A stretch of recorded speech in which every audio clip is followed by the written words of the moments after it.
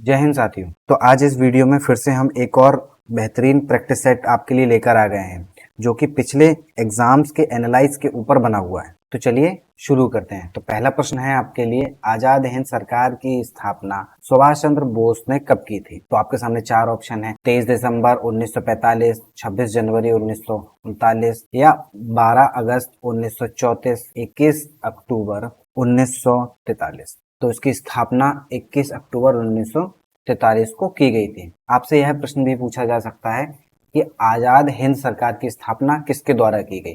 तो सुभाष चंद्र बोस जी के द्वारा की गई। अगला प्रश्न है, किस अनुच्छेद में संघ की आधिकारिक भाषा के रूप में देवनागरी लिपि में हिंदी को शामिल किया गया? अनुच्छेद 342, अनुच्छेद 347, अनुच्छेद 343, अनुच्छेद 349। तो इसका सही आंसर हो जाएगा अनुच्छेद 343। अगले प्रश्न की ओर चलते हैं, हमारे शरीर का कौन सा अंग पेप्सिन का स्राव करता है? ऑप्शन है यकृत, अग्न्याशय, थायराइड ग्रंथि या आमाशय। तो आमाशय पेप्सिन का स्राव करता है। यह प्रश्न भी आपसे बन सकता है कि पेप्सिन क्या कार्य करता है? तो पेप्सिन प्रोटीन का पाचन करता है। अगर बात करते हैं यकृत, तो यकृत से कुछ संबंधित तथ्य आप देख लीजिए कि यह मानव शरीर का सबसे बड़ा अंग है और यकृत से ही यह पित्तरस का स्राव करता है। यह पित्तरस का स्राव करता है। अगर बात करते हैं अग्न्याशय की, तो अग्न्याशय से भी कुछ संबंधित महत्वपूर्ण तथ्य हैं। यह दूसरी सबसे बड़ी ग्रंथि है और यह इंसुलिन, अगर बात करते हैं इंसुलिन का स्राव कौन करता है, तो इंसुलिन का स्राव अग्न्याशय करता है। अगर बात करते हैं थायराइड ग्रंथि की, तो थायराइड ग्रंथि थायराइड हार्मोन का स्राव करती है। अगले प्रश्न की ओर चलते हैं। अगला प्रश्न है, Abhinav Bharat the secret revolutionary society 1904 में निम्नलिखित किसके द्वारा आयोजित किया गया था? ऑप्शन है अरविंदो घोष, बीडी सावरकर, बिपिन चंद्र पाल या रास बिहारी बोस। तो इसका सही आंसर हो जाएगा बीडी सावरकर। अगला प्रश्न है, सत्रिया नामक शास्त्रीय नृत्य भारत के किस क्षेत्र में किया जाता है?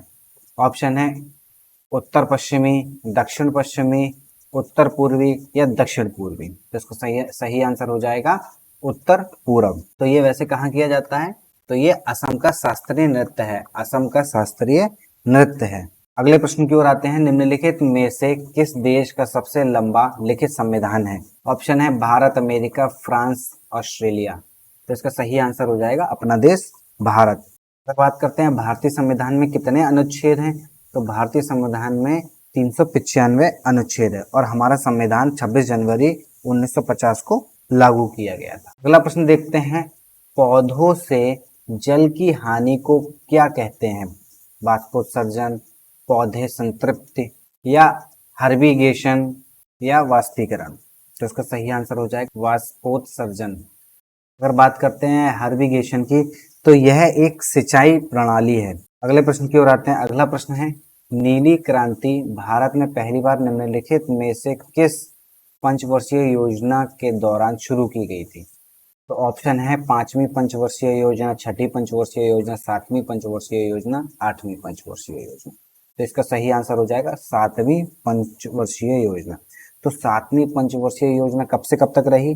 तो 1985 से 1990 के मध्य सातवीं पंचवर्षीय योजना रही। अगर बात करते हैं नीली क्रांति, तो नीली क्रांति किससे संबंधित थी? तो नीली क्रांति थी मत्स्य से संबंधित। अगले प्रश्न की ओर चलते हैं। अगला प्रश्न है, 1202 में नालंदा विश्वविद्यालय को किसने नष्ट किया था? बख्तियार खिलजी, गजनी के मोहम्मद कुतुबुद्दीन ऐबक या मोहम्मद गौरी। तो इसका सही आंसर हो जाएगा बख्तियार खिलजी। अगर बात करते हैं कि नालंदा विश्वविद्यालय की स्थापना किसने करवाई थी, तो नालंदा विश्वविद्यालय की स्थापना कुमार गुप्त द्वारा कराई गई। और अगर बात करते हैं कि गुप्त काल को क्या कहा जाता है, तो गुप्त काल को भारत का स्वर्ण युग कहा जाता है। इन सभी प्रश्नों से व इनके ऑप्शन से संबंधित प्रश्न आपके एमटीएस की परीक्षा में बन रहे हैं। हम डेली अपने यूट्यूब चैनल पर एनालाइज करा रहे हैं, आप उसको जाकर जरूर देखिए व इस प्रैक्टिस सेट व और भी जो प्रैक्टिस सेट कराए हैं आप उनको जरूर देखिए। इनसे निश्चित रूप से आपको कोई ना कोई प्रश्न देखने को मिलेगा। चलिए अगले प्रश्न की ओर चलते हैं। निम्नलिखित में से कौन सा सिंधु घाटी सभ्यता स्थल जुलाई 2021 में यूनेस्को की विश्व विरासत सूची में शामिल किया गया? तो ऑप्शन है कालीबंगा, धौलावीरा, मोहनजोदड़ो या बालाथल। तो इसका आंसर हो जाएगा धौलावीरा। और धौलावीरा के साथ और किन्हें जोड़ा गया था? तो धौला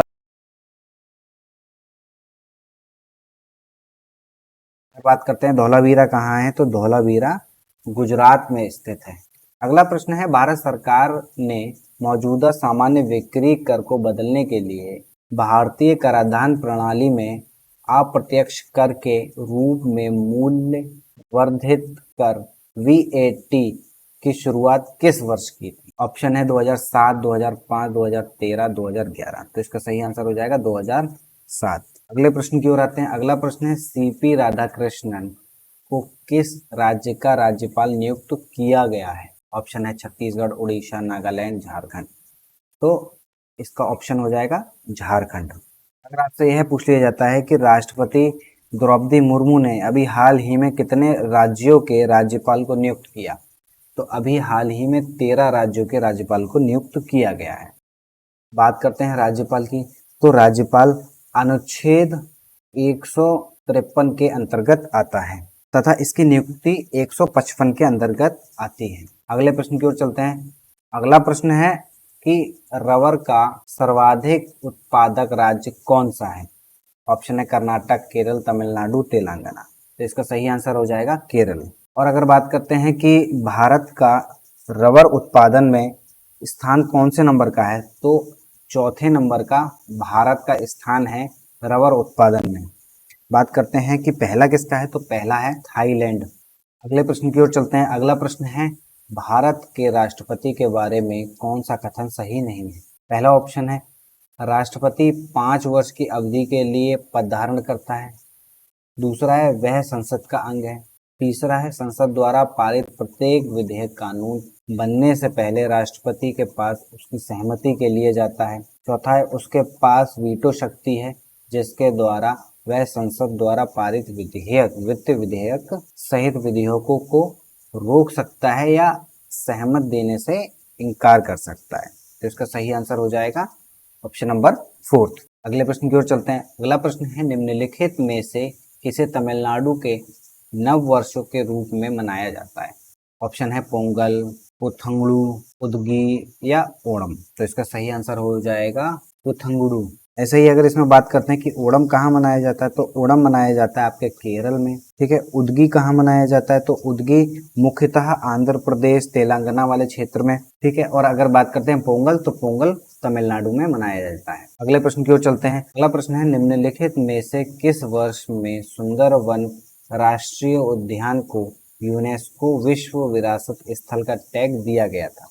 ऑप्शन है 1989, 1987, 2019, 2005। तो इसका सही आंसर हो जाएगा 1987। अगर बात करते हैं कि सुंदरवन राष्ट्रीय उद्यान कहाँ स्थित है, तो सुंदरवन राष्ट्रीय उद्यान वेस्ट बंगाल में स्थित है। तो चलिए अगला प्रश्न देखते हैं।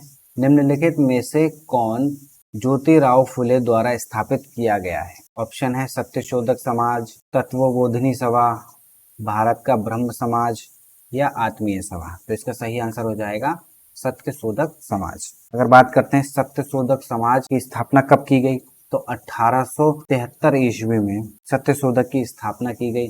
वह अगर आपसे यह पूछ लिया जाए कि सत्यशोधक समाज की स्थापना कहाँ की गई, तो पुणे में सत्यशोधक समाज की स्थापना की गई। और किसने की? ज्योतिराव फुले ने की थी। ऐसे ही अगर बात करते हैं कि तत्वबोधिनी सभा, तो तत्वबोधिनी सभा 1839 में कलकत्ता में की गई। किसके द्वारा की गई? देवेंद्रनाथ टैगोर के द्वारा की गई।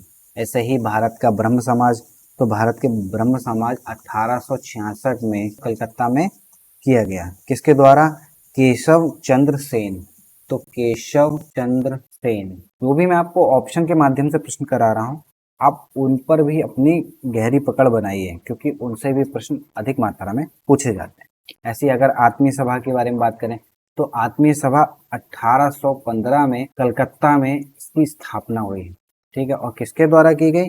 तो राजा राम मोहन राय। तो राजा राम मोहन राय को राजा की उपाधि किसके द्वारा प्रदान की गई थी, यह आप कमेंट बॉक्स में इसका आंसर जरूर दें। अगले प्रश्न पे चलते हैं। तो समुद्रगुप्त की इलाहाबाद प्रशस्ति की रचना किसने की? ऑप्शन है रवि कीर्ति, उमापति धारा या वत्स भट्टी या हरिशेन। तो इसका सही आंसर हो जाएगा हरिशेन। अगला प्रश्न देखते हैं कि सुनंदा नायर निम्नलिखित में से किस नृत्य शैली के प्रदर्शन के लिए प्रसिद्ध हैं? ऑप्शन है कथक, उड़ीसी, यक्षगान, मोहिनी अट्टम। तो इसका सही आंसर हो जाएगा मोहिनी अट्टम। अगर आपसे यह पूछ लिया जाता है कि मोहिनी अट्टम कौन से राज्य का नृत्य है, तो केरल राज्य का शास्त्रीय नृत्य है मोहिनी अट्टम। अगर बात करते हैं कथक, तो कथक है यूपी का। अगर बात करते हैं उड़ीसी, तो उड़ीसी है उड़ीसा का। ठीक है, इसी प्रकार अगर बात करते हैं यक्षगान की, तो यक्षगान है कर्नाटक का। अगर आपसे यह पूछ लिया जाए कि हमारे भारत में कितने शास्त्रीय नृत्य हैं, तो हमारे भारत में 8 शास्त्रीय नृत्य हैं। 4 ये हो गए, 5वां हो गया भरतनाट्यम, 6वां हो गया मणिपुरी, 7वां हो गया सत्रिय और 8वां हो गया कथकली। आगे बढ़ते हैं, अगला प्रश्न देखते हैं कि वदवाना आर्द्र भूमि किस राज्य में स्थित है? ऑप्शन है गुजरात, उत्तर प्रदेश, मध्य प्रदेश, बिहार। तो इसका सही आंसर हो जाएगा गुजरात। अगर बात करते हैं कि गुजरात की, तो गुजरात के मुख्यमंत्री अभी हैं भूपेंद्र भाई पटेल। ठीक है, अगर बात करते हैं राज्यपाल की, तो अभी वहां पर राज्यपाल हैं आचार्य देवव्रत। अगले प्रश्न की ओर चलते हैं कि ऐसे प्रतिबिंब जिन्हें पर्दे पर प्राप्त किया जा सकता है, उन्हें निम्नलिखित में से किसके द्वारा संदर्भित किया जाता है? ऑप्शन ए है वास्तविक प्रतिबिंब, सेकंड ऑप्शन है आभासी प्रतिबिंब, अगला ऑप्शन है उल्टा प्रतिबिंब व लास्ट ऑप्शन है परावर्तित प्रतिबिंब। तो इसका सही आंसर हो जाएगा वास्तविक प्रतिबिंब। अगला प्रश्न है राजकोषीय उत्तरदायित्व और बजट प्रबंधन अधिनियम 2003 क्या है? तो ऑप्शन है यह सकल घरेलू उत्पाद के 3% तक के राजकोषीय घाटे में कमी से संबंधित है, यह पूंजीगत व्यय में वृद्धि से संबंधित है, यह किसी अनुपात में सरकारी व्यय में वृद्धि से संबंधित है, यह सकल घरेलू उत्पाद में 5% तक राजकोषीय घाटे में वृद्धि से संबंधित है। तो इसका आंसर हो जाएगा ऑप्शन नंबर ए, यह सकल घरेलू उत्पाद के 3% तक के राजकोषीय घाटे में कमी से संबंधित है। अगले प्रश्न की ओर चलते हैं। अगला प्रश्न है ग्रेफाइट कार्बन के एक उदाहरण है। ऑप्शन है एक समावयन, एक समस्थानिक, एक अपरूप, एक कार्यात्मक समूह। तो इसका सही आंसर हो जाएगा एक अपरूप। अगले प्रश्न की ओर आते हैं, पोटेशियम का प्रतीक क्या है? तो पोटेशियम का प्रतीक है के। अगले व अंतिम प्रश्न की ओर चलते हैं। यह भी आपकी परीक्षा की दृष्टि से बहुत महत्वपूर्ण है। एसएससी इस प्रश्न को काफी बार पूछ चुका है। SSC, CGL, CHSL, MTS, CPU सब परीक्षाओं में यह प्रश्न आपसे पूछा गया है। तो विजयनगर साम्राज्य की राजधानी, ऑप्शन है मदुरई, हम्पी, अमरावती या गदिवर। तो इसका आंसर हो जाएगा हम्पी। अगर बात करते हैं कि विजयनगर साम्राज्य की स्थापना कब व किसने की, तो विजयनगर साम्राज्य की स्थापना हरिहर बुक्का नामक 2 व्यक्तियों ने 1336 ईस्वी में की। विजयनगर का अर्थ है विजय का शहर। तो आज इस वीडियो में 25 अति महत्वपूर्ण प्रश्न आपके लिए लेकर आए थे, जो आपकी परीक्षा की दृष्टि से अति महत्वपूर्ण थे। ऐसे ही प्रैक्टिस सेट हम डेली करा रहे हैं, आप उनको देखिए। जिनकी परीक्षाएं आगे आने वाले समय में है, तो इन सारी वीडियोस को आप एकदम सारे क्वेश्चंस को रट जाइए, क्योंकि आपसे इनसे प्रश्न देखने को पक्का मिलेगा। व जिनके एग्जाम्स हुए हैं उनको यह अनुभव हो रहा होगा कि इनसे प्रश्न आपसे पूछे जा रहे हैं। तो आपको ये वीडियो अच्छी लगी हो तो वीडियो को लाइक करें व चैनल को सब्सक्राइब करना ना भूलें। धन्यवाद।